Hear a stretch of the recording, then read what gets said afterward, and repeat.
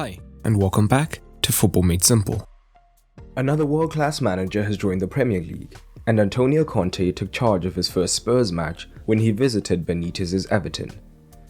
There's a lot of optimism around Conte's appointment, but in the end, this particular match finished goalless.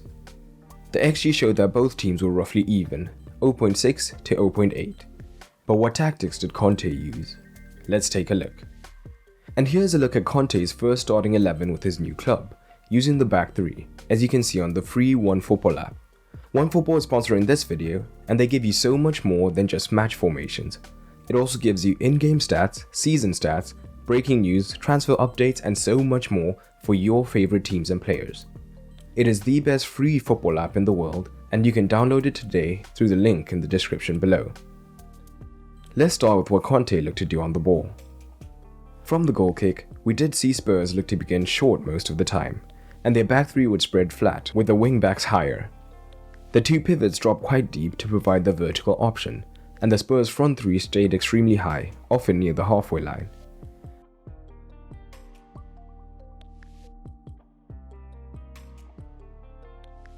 And Everton's 4-4-2 on paper was actually a 4-1-4-1 with Gray wide left and Townsend in midfield. And at goal kicks, they pressed high and quite effectively. Richarlison was ready to press a centre-back whilst cutting off the horizontal option, while Allen and Townsend followed the dropping pivots. Spurs tended to start short towards the right, where they had two centre-back options, and Everton were aggressive with the press in these zones, with Demarai Gray on a centre-back, whilst Dino pushed high from left-back to pressure Emerson, and this effective wide press often led to Spurs losing the ball.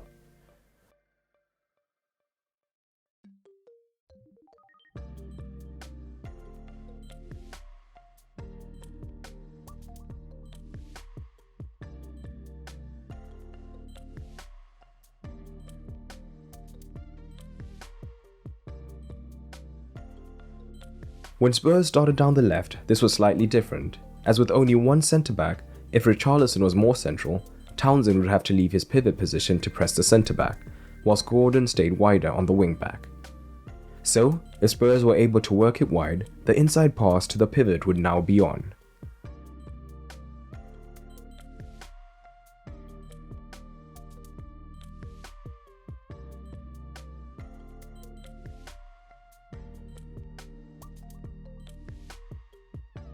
Alternatively, with Spurs generally keeping both pivots in close proximity and moving laterally together, these situations could also drag Everton's midfield across, leading to the opportunity to switch the ball to the opposite wing-back and begin the next phase of play.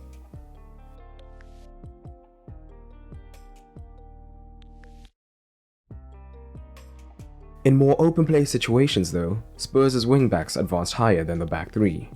And for the most part, Skip and Højbjerg started fairly deep on the pitch in the first phase, meaning there could be a large gap between the Spurs midfield and the attack. So the roles of Son and Lucas were interesting, as both are more direct wingers, but in this game, Conte kept both men tucked in, and they would often drop into the midfield so that they had a midfield square.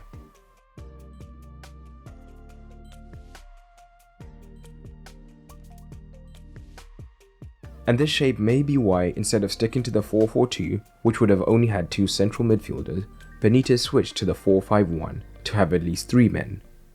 They would still be outnumbered though, so decisions had to be made. We saw Allen and Townsend staying deep to help cover this at times, meaning the deep pivots had time on the ball. But neither Skip nor Højbjerg were particularly penetrative, so this didn't lead to much. Things got more interesting when Allen and Townsend were both high, as it meant that Delph would be left 2 versus 1 down, and we saw both Son and Lucas dropping into the midfield to pick up the ball in these situations.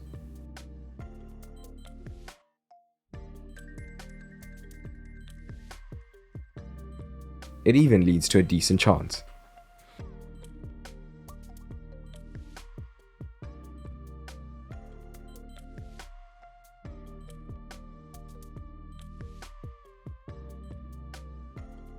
It should be noted how Conte's forwards were fairly dynamic with their vertical movements to try and create space behind Everton. So, whenever Son dropped deep, Kane would look to stretch the play, and vice versa.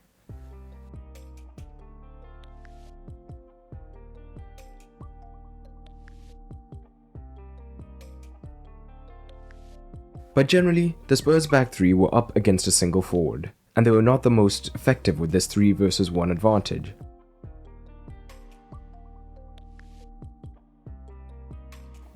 In these situations, the wide centre-backs would have been the keys, as they could pick up the ball and be aggressive in carrying the ball into space to draw a man, as we often see, for example, with Azpilicueta and Rudiger at Chelsea. This didn't always happen today.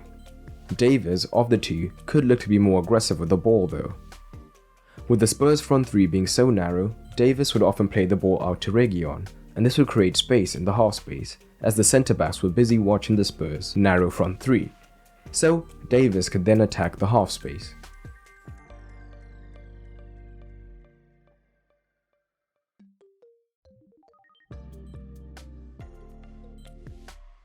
A quick look at a couple of the defensive elements. Spurs did not press particularly aggressively, but they still ended with a passes per defensive action of 9. Normally this is a good indicator of high pressing, but it is more that Everton were willing to go long when possible, leading to many turnovers. Part of the reason Spurs weren't aggressive in the press is that where they attacked with narrow wingers, here instead they defended with wide wingers. So, Kane often found himself isolated against the centre-backs, making it harder to press.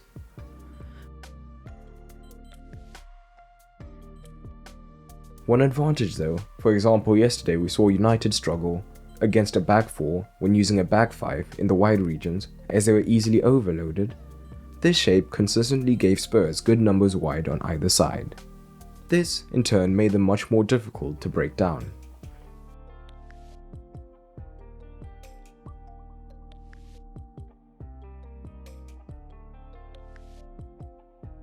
Overall, an away point at Goodison represents a solid start for Conte, who will no doubt look forward to the international break to clarify his plans going forward. It will be interesting to see if he sticks with the back 3 going forward, as we have seen him perfectly content with the back 4 as well. And on a tactical level, it's harsh to judge a manager who hasn't even had a week to prepare, but Conte gets an average 5 out of 10 for being solid defensively. However, the turgid attack brings down the overall score. But comment your thoughts on this match down below and your own tactical rating for this first match. And if you enjoyed this video, you may also enjoy the FMS Patreon. On Patreon, you'll get early access to videos, exclusive videos, as well as the ability to vote on various polls and so much more. It's a great way to support the channel, and it is now cheaper than ever. All you have to do is head over to patreon.com/footballmadesimple, or press the card in the top right or the end card at the end of this video. And a special thanks to my patrons, including the wonderful Palomla, Tyler Avon, and Efren Perez Pliego. But that's all for today, and remember, keep it simple.